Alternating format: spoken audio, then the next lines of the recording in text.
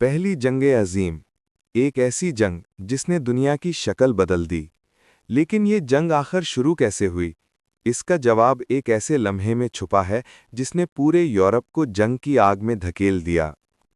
28 جون 1914 سراجیو کا دن۔ آسٹرو مجار سلطنت کے ولی عہد آرچ ڈیوک فرانز فرڈینینڈ اپنی گاڑی میں سفر کر رہے تھے۔ تب ایک 19 سالہ سرب نوجوان گوریلو پرنسپ نے ان پر گولی چلا دی۔ یہ قتل پورے یورپ میں ہلچل مچا دیتا ہے۔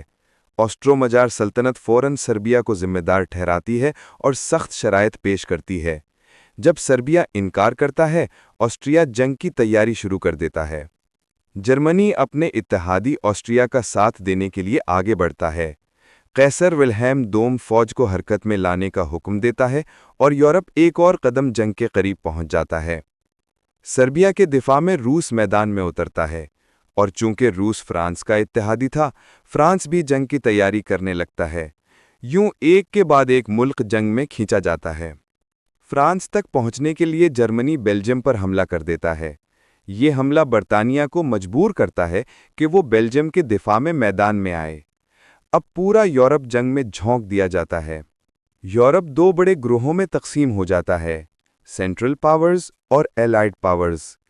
ایک قتل اب پوری دنیا کی جنگ بن چکا ہے۔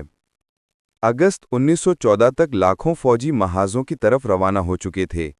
کسی نے سوچا بھی نہیں تھا کہ یہ جنگ 4 سال تک چلے گی اور 2 کروڑ سے زیادہ جانیں لے گی۔ ایک گولی، ایک لمحہ اور ایک غلط فیصلہ، یوں پہلی جنگ عظیم شروع ہوئی، وہ جنگ جس نے دنیا کو ہمیشہ کے لیے بدل دیا۔